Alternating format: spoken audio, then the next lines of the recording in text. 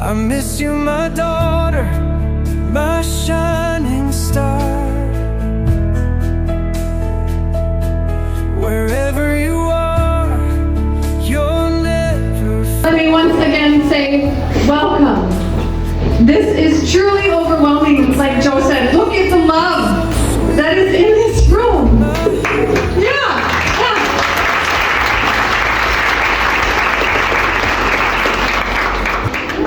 My name is Brianna, and I am a cousin to Duke and Allie. As we begin, I want to make a short but intentional note about names. I'm Brianna. Some call me Bree. Or if you knew me when we were really young, you might call me Beaner. But don't think you can call me that. That's reserved for only a select few. I grew up calling Doug Duke, and Allie, I know you as Allie. Some know you as Al or Allison, Duke, Doug. Cecilia, when you were born, you were affectionately known as Cece. And Bo, well, Bo. I don't know, Bo Bear. We all come with different names. We are gathered here together out of a common love for this precious life that was gone too soon. Whether you know her as Delilah or Lilah, or as Danny or Daniel, we are here to grieve and celebrate this beautiful life as one. But for the duration of my message, I will be using the name Lilah, which was the name so warmly used within her home. I want to begin with a traditional reading of the obituary. Delilah Lilah Jane Steenberg, age 12 of Cottage Grove. Lilah brought immense joy to the world from the moment she entered it on September 13th, 2012. Sadly, she left us far too soon on March 8th, 2025, leaving behind cherished memories that will forever resonate in the hearts of her family and friends. The daughter of Doug and Allison, Lilah was a beloved little sister to Cecilia and a caring, playful big sister to Bo. She was adored by her grandparents, Doug and Jane, Laura, John, Susan. Lilah was also deeply loved by her aunt and uncles, Felicia and John, Dylan, Nikki, and Lucy Drake, as well as her cousins, Ella, Levon, Lucinda, Tia, June, and Maxine, who will always remember her as a kind, funny, and endlessly talented soul. Lilah was a deeply empathetic soul, and she showed kindness to every creature she encountered. She had a deep love for all animals, including her dogs, cats, and cherished pet snake. Her kindness, creativity, and love knew no bounds, and her light will never fade from the hearts of those she touched. I never hated anyone.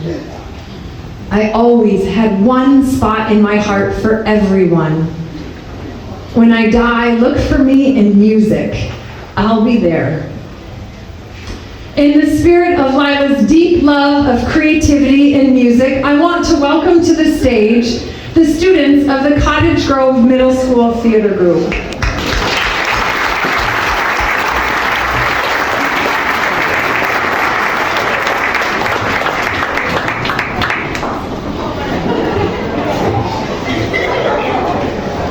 Come up here.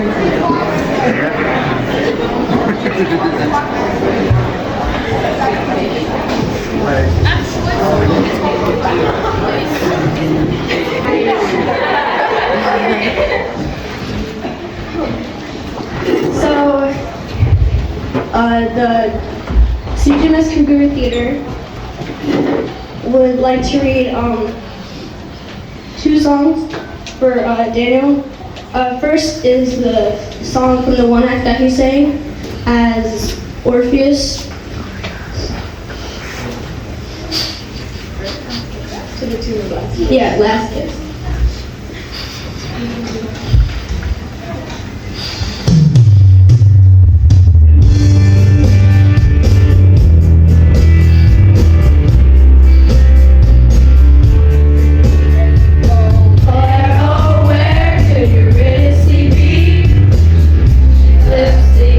Society, she's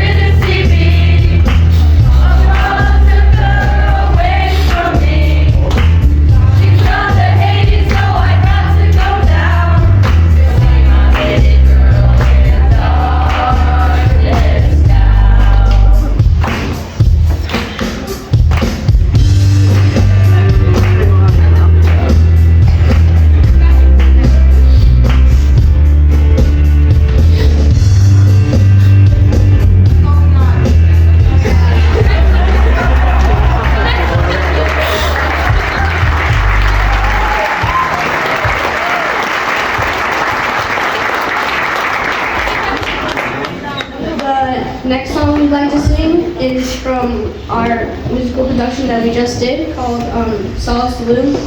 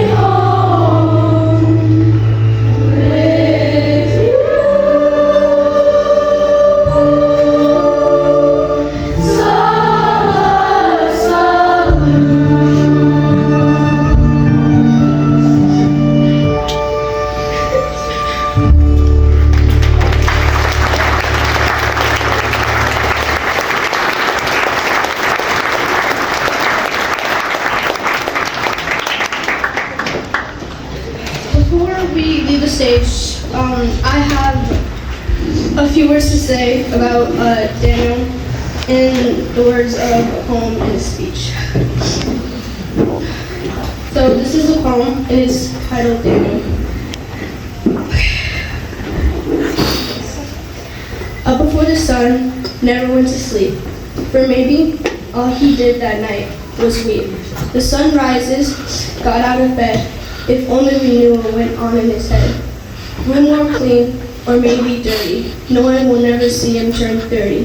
Maybe then he did it and with terrible sorrow, pronounced that day the day he never saw tomorrow. Only this isn't the end. He will forever be remembered by his family and friends. They'll hold on to what's left, knowing Daniel's soul was kind with nothing bereft. Maybe Daniel thought that there was no support left. Maybe Daniel felt alone. But he didn't know about the light that shone. Brighter than the stars combined, the light shone to show all of us that we are not alone. Family and friends will try to be strong. They will live life on and on. In happiness, sadness, angry, and sorrow, we can talk about our grief and the day Daniel pronounced the day he never saw tomorrow.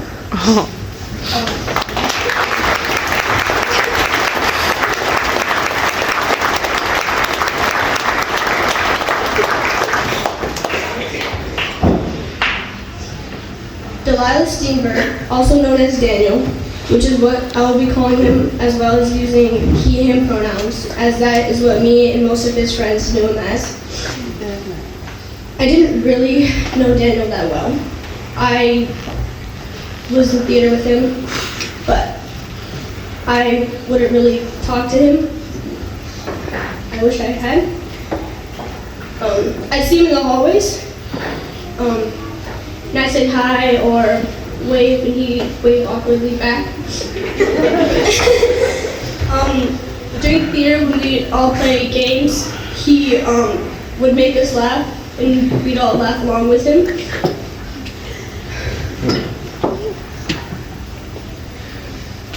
He seemed so happy.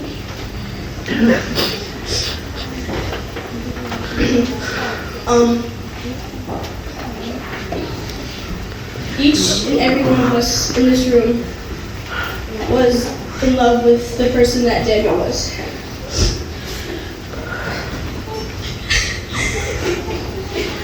We will all remember him for who he was, knowing that he also loved each and every one of us back.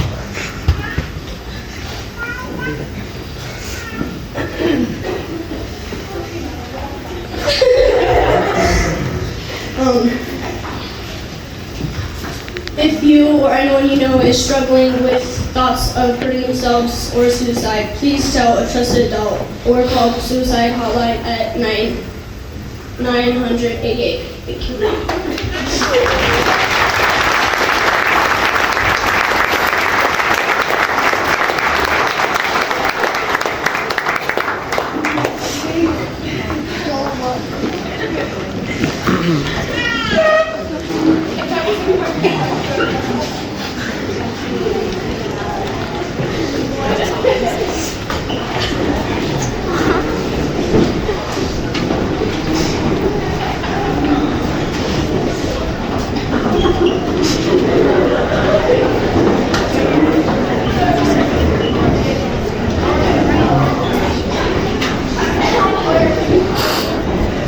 That was incredible.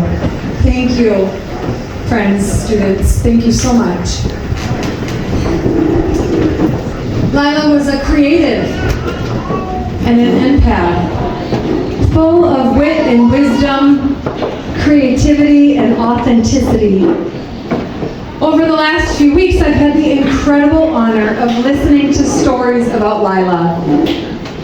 And I found myself so wishing I had known her more. In one of the first conversations I shared with Allie after Lilah's death, she went on and on about Lilah's capacity to love. She was so inclusive with her love, Allie told me.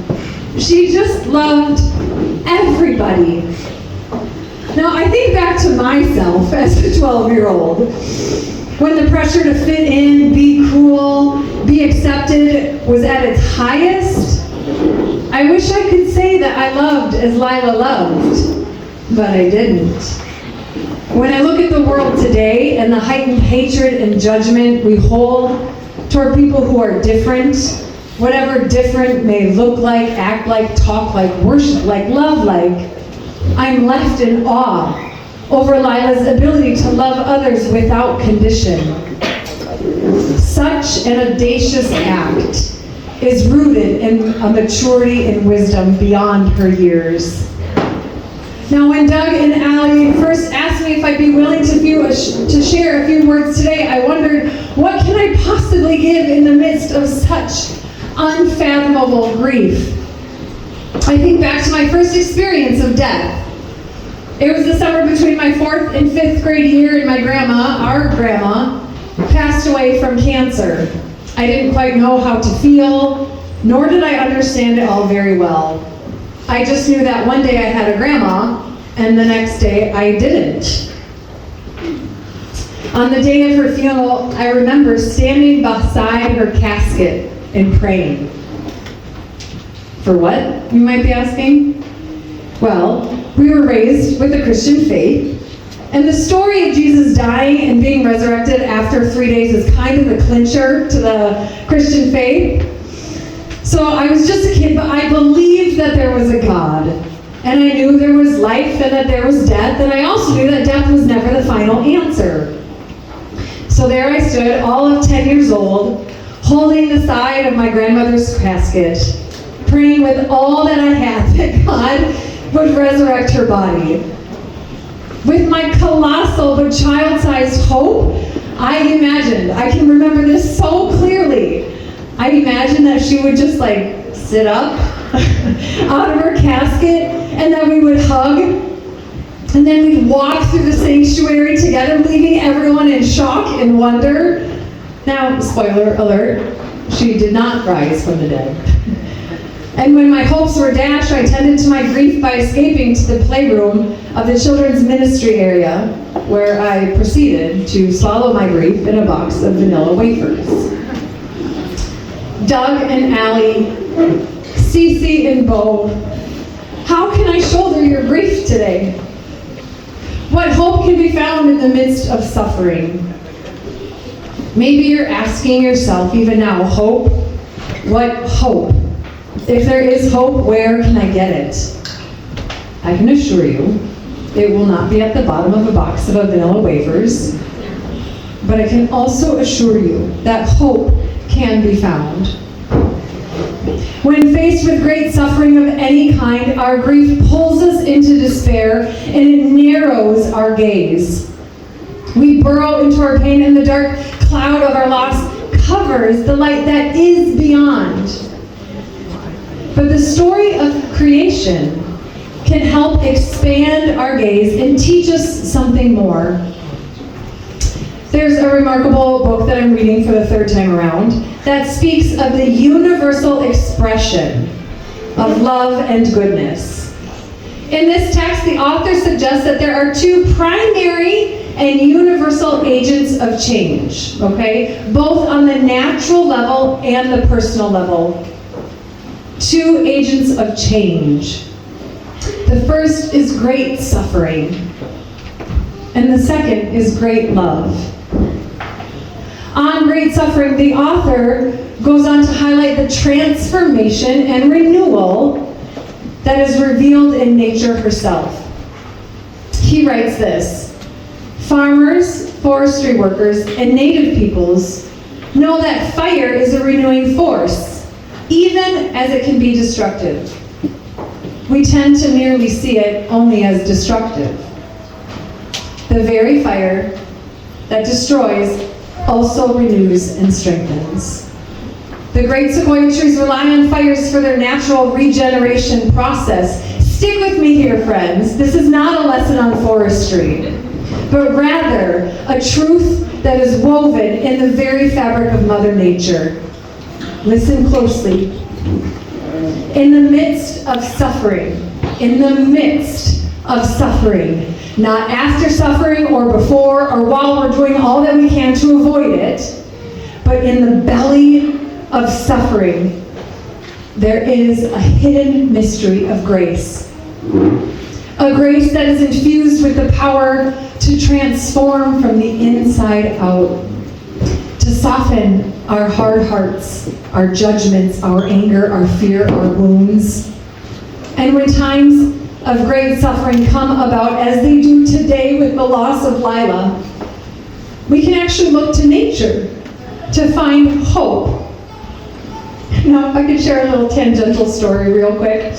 When I was meeting with Aunt Jane and Uncle Doug and Cousin Duke to just share and grief and talk about the details of today, our conversations went a little something like this.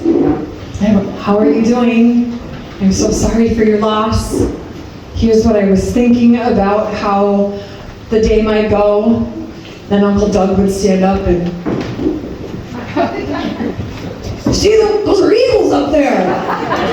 2 eagles. They're flying over to St. Paul to head to the river. We all stand up and look. Oh, yeah. Go sit back down. I was thinking maybe Aunt Jane, Uncle Doug, maybe I lean into nature for hope and a message for today. Yeah, I like that. Oh, look at that there. That's, what do they call it, Uncle Doug? Snow geese. You look at the snow geese, and we'd all stand up and look at the snow geese, and Duke shares his classic joke. You know why there's more on one side of the V than the Well, because there's more geese on one side than the other. Then we go sit back down and talk more about the day, and in that moment I never felt more proud to be a Steenberg, to come from such a great line of naturalists. But I digress. Fires play a crucial role in the life cycle of the sequoia, aiding in their regeneration. Seasonal floods renew ecosystems, providing life-giving waters in more ways than one. The long, harsh winters that we Minnesotans know so well play a vital role in plant growth and provides protection for root systems. Do you see where I'm going with this, my friends? The very elements that we see as harmful and painful reveal to us the mystery of grace. Springtime provides for us abundant encounters with beauty born from suffering. One need not look far to see seeds of hope growing all around. Winter's death and dormancy is transforming to new life right before our very eyes.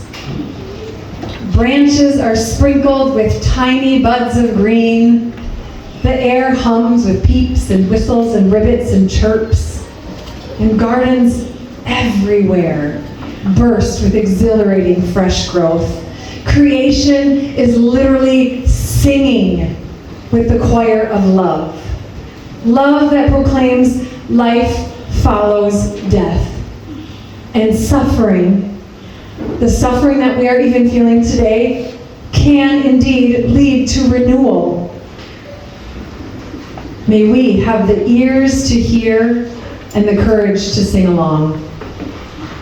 But of all these natural testimonies of grace, none pronounces the mystery of hope or reveals more clearly the very heart of Lilah than that of the rainbow. The rainbow is an almost universal sign of hope. When storm clouds come our way, the rainbow stretches like a promise, reminding us that there is a mystery of grace to be had. And I couldn't help but reflect even on the ways in which the arc of the rainbow is so similar to the ways that Lilah has loved others. When a rainbow appears, it does not choose who or what or where its arc will stretch. It simply opens its colorful arms, enclosing all created things. How I wish to love as Lilah loved, that my arms may be stretched as wide as the rainbow, showing no partiality. Now that's just a little bit on how great suffering, even the greatest of suffering that brings us here today, can lead to renewal and transformation. I want to unpack just briefly the second mystery, the mystery of great love.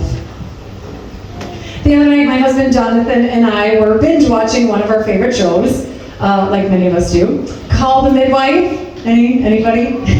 Yeah, one, two. It's terribly cheesy, but it's so darn good, and it's full of hope. And oddly enough, like it doesn't shy away from the tragedies that we face in this world. It holds both. And it tells it all in a beautiful story. It's just such a good show. But on this one particular episode that my husband and I were watching, there's a young married couple, and they were on their way to the hospital because the wife was in labor. And on their way, they crashed their car, and the wife was instantly killed. But the baby survived. Now, you might be asking, Brianna, why on earth are you sharing a story about great loss when we have enough pain to think about? Fair, good question. But in this episode, the narrator closes the show with the line, "Loss is endured by love." I'm going to say that 2 more times. Loss is endured by love. Are you listening? Loss is endured by love.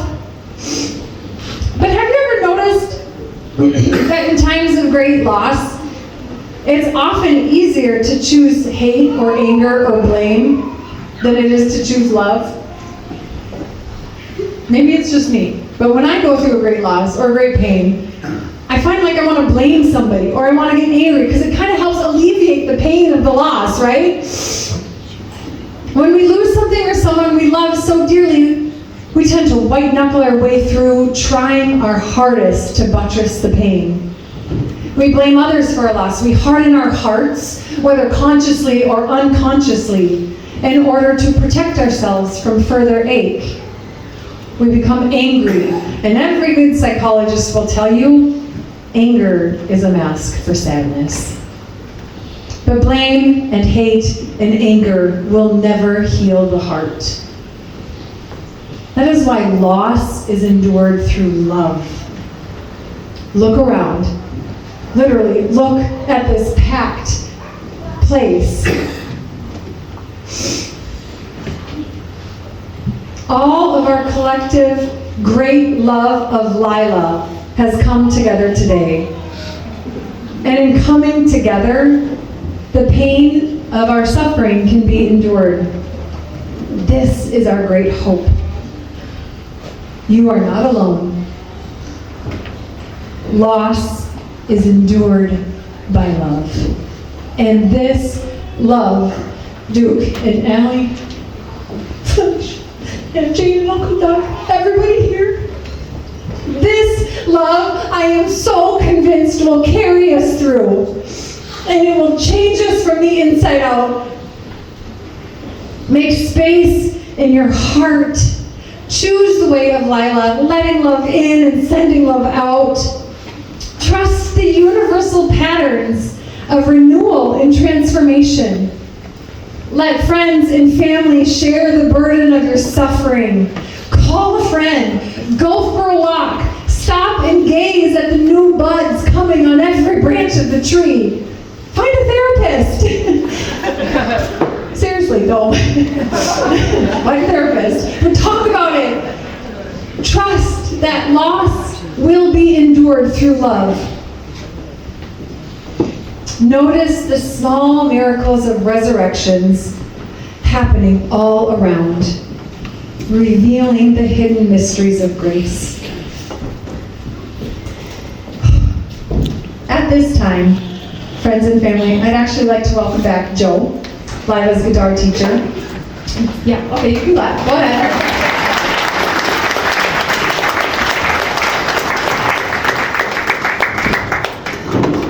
Do you want me to say a little something about it, Joe, or do you want to?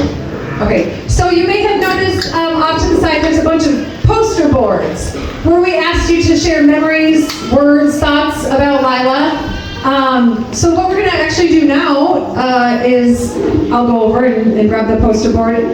Joe, in spirit of what he and Lilah would do, is going to make up a song on the spot and show us what their jam sessions look like. So it might be sloppy, it might be messy, but so is grief, and often so is love. So here we go. So you said it might be sloppy, so it will be messy. It will be sloppy. Songwriting is incredibly messy. Lilah and I would hang out every week and spend 2 or 3, 5 minutes talking and just figuring out what life's journey was about. On March 7th, she came in and she was wearing those shoes, and I said, "Whoa, looks like you stepped in a puddle of lyrics." And it just set the whole tune for the day, and we wrote some great stuff, and it was, and I cannot tell you what a pleasure it was to hang out with her and write songs. It was an amazing journey. So when I was asked to do this, to play a song, at first I thought, well, what am I going to do? I don't want to just do something that anybody can do. I said, I want to share with you guys the Delilah experience, where we would just write and get messy, and in that writing, I don't know, maybe we had 100 lyrics or something, maybe 2 would be great, but maybe 99 we'd throw away. It doesn't matter. It was the idea that we would just dive in and find out what was there, and it was a very healing process for both of us. So we're going to do that for you guys here today, completely raw. I have none of this planned out ahead of time because I wanted you guys to see just exactly what we did. So I don't know how we're gonna do this. This is what we got.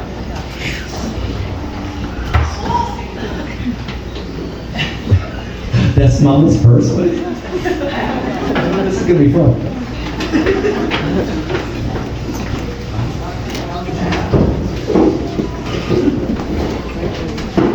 Okay, so this one is awesome. I want to talk to you guys about this. I missed the dress code for today. My Nirvana t-shirts were left in the closet. But I did see a lot of other t-shirts that said, "Stay, tomorrow needs you." Let's start there, okay? We've jammed before. Can you randomly pick a letter A through G? A? Oh, you picked H. Do it. D for Delilah? H for you? A, B, C, D, F, G, H. That's probably back to A now. All right, here we go. In the key of A.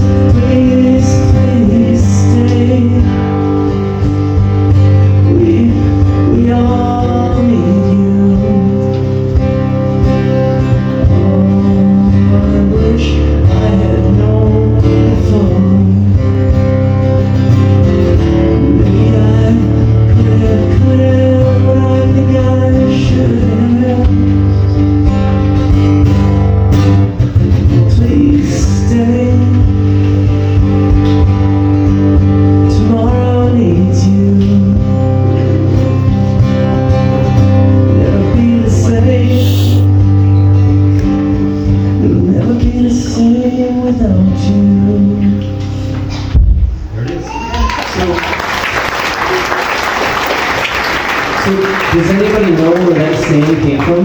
Stay tomorrow needs you? Somebody invented it. Does anybody know? Crystal. Oh. Well, here we go. Yes, this is awesome. Somebody wrote down, living to be me for you. That is awesome. Okay, Cece, where are you? You gotta pick a letter A through G. Just don't pick H. A random letter A through G. G? G? Okay. It just means we're in the key of G. Sorry. Just a silly letter.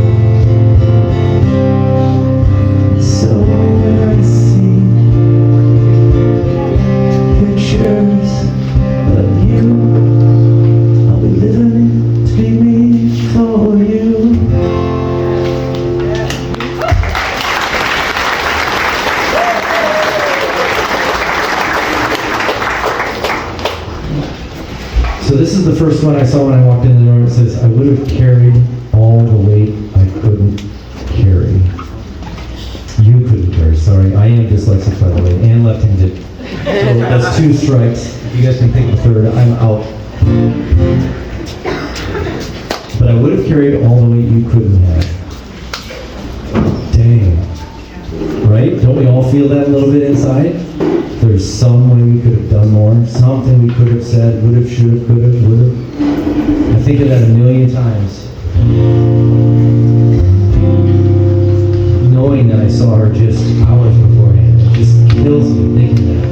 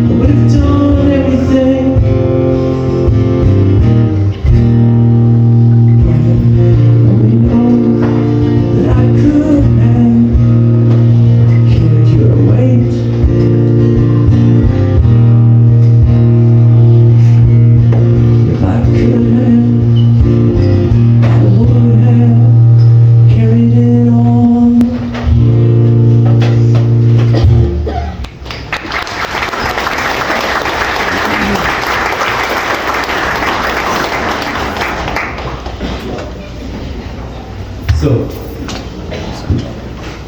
I really appreciate all you guys being brave enough to write this stuff down. That was really cool. And so I apologize for anybody that didn't use your lines. That doesn't mean they weren't great, but think about what I had just said earlier about how songwriting is messy, and Delilah and I would throw out 1,000 words and keep 4. That's kind of the process, is that in order to find the good stuff, if you think about the 49ers panning for gold, they throw off a lot of crap in order to find that missing nugget that it's like, oh, I finally found one, and it could take them years of stuff they've thrown away. That's what Delilah and I did every day with lyrics and songwriting. We would just keep digging and keep digging. On one of these lines it said, we wish you so much, we wish you had stayed. And I read that and I thought, okay, we gotta dig into that.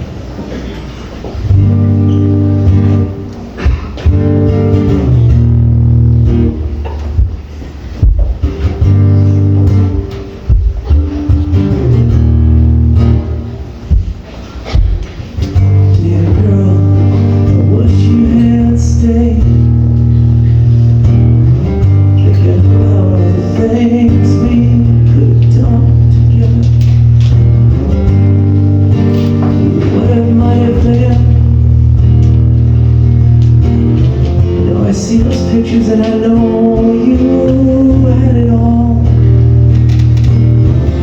I see your photos and I knew you had so much fun together.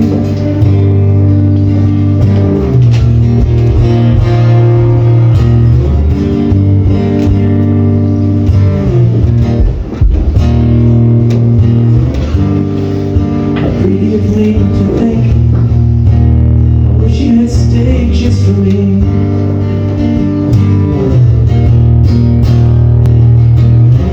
But I'll keep that green in my pocket, 'cause I know it's what's helping me breathe.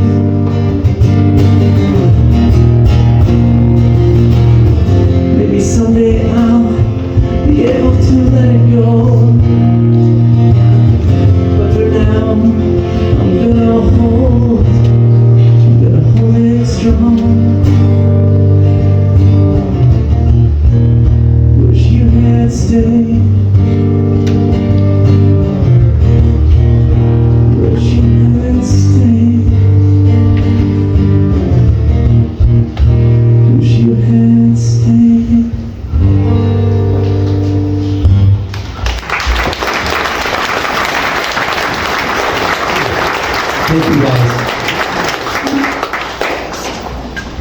Messy at all. Thanks, Joe.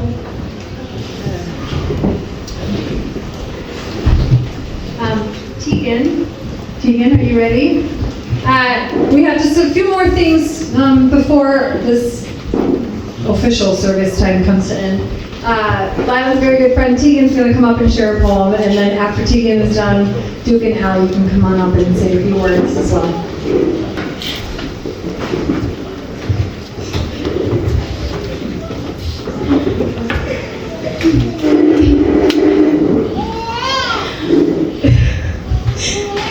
My name's Tegan, and I've been a lifelong friend of Pat. Everywhere I go, I see Lilah beside me. The park right down the road, where I introduced her to their mama. And we laughed and talked. At the docks, where we would make silly videos and do some things.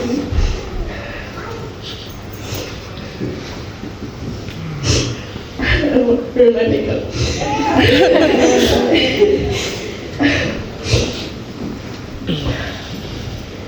And I would teach my mom and Madison the new things kids were saying, and at her house where we would talk about our interests and how they collided as one.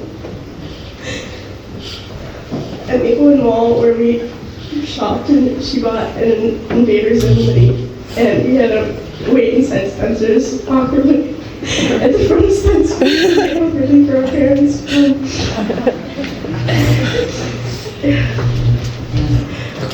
Wisconsin Dells where DC and Lilah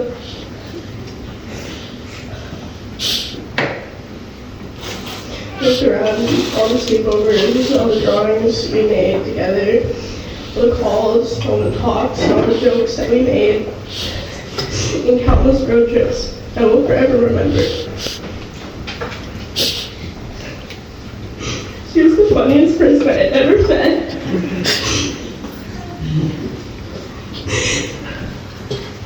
Even if we drifted apart of it, nothing can give it a time where we were inseparable. I still consider her one of my best friends. My sibling.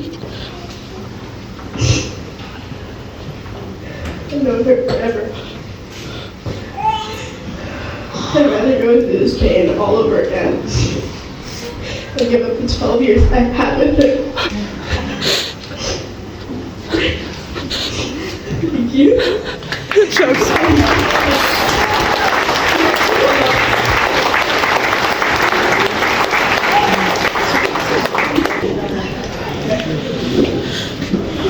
Hello.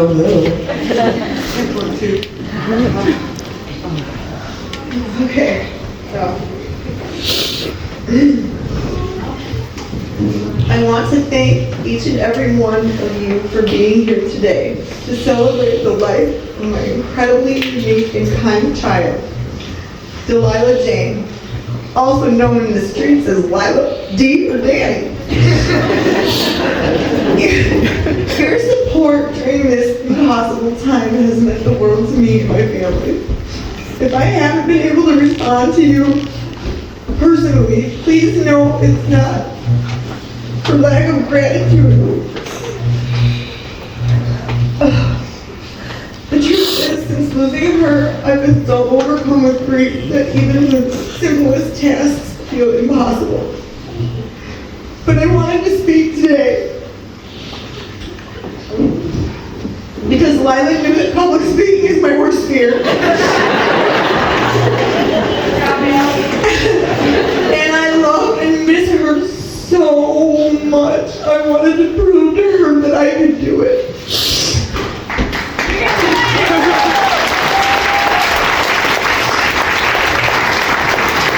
Sorry, I can't look up what I do. I will literally pass out. But okay. Okay, it's my worst fear. And I hope, yeah, okay. I was always so impressed. By her. She could be so anxious in some social situations, yet she'd step onto a stage and come alive. I was in awe of her. She had natural charisma, also known in the streets as risk.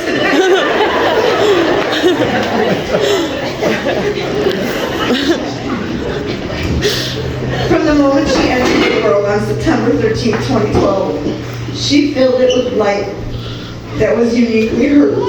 She was a natural performer, an actor, a comedian, and a musician.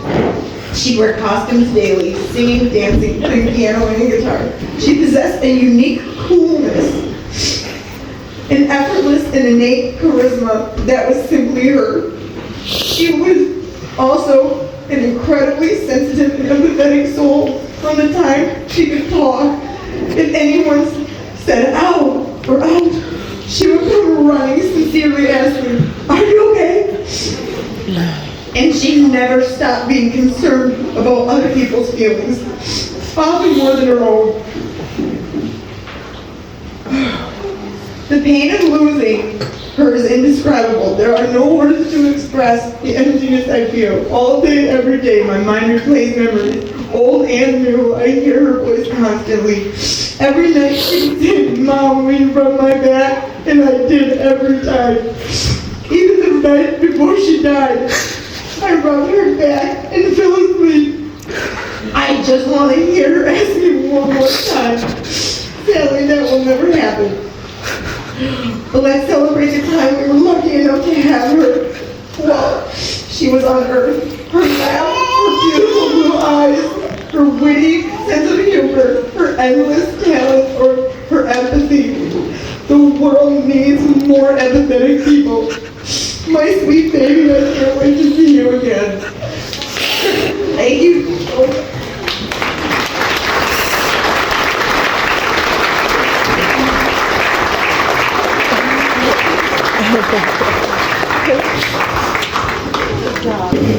I guess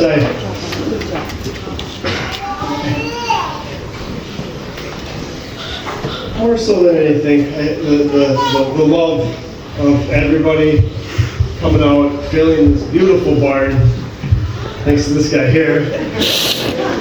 It's it feels great after the last month or so. It feels so good to be with all of you. It just warms. It feels very good. I want to say thank you to the people that came out on that Saturday afternoon. The first responders, the officers, the fire department, all those guys. Everybody did so much. Just thank you. Thank all of you. I'm not much of a speaker, so yeah. Thank you, everybody.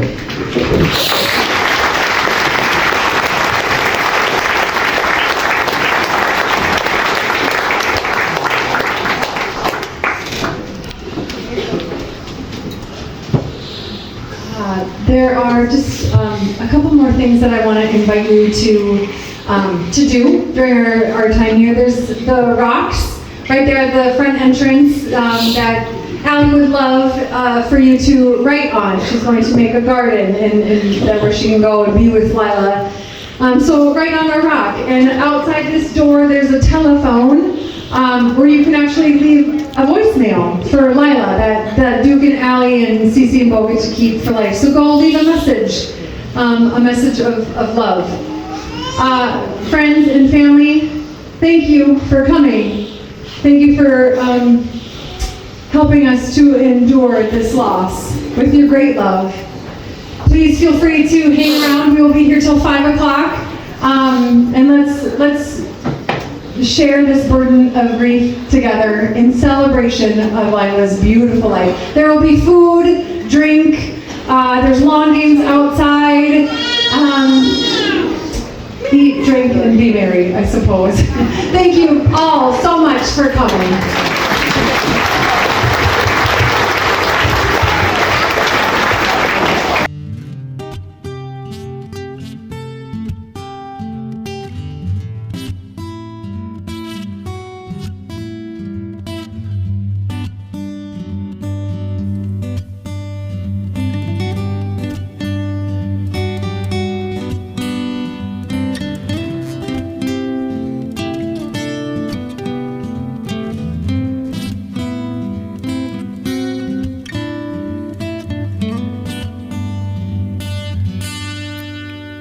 Hey.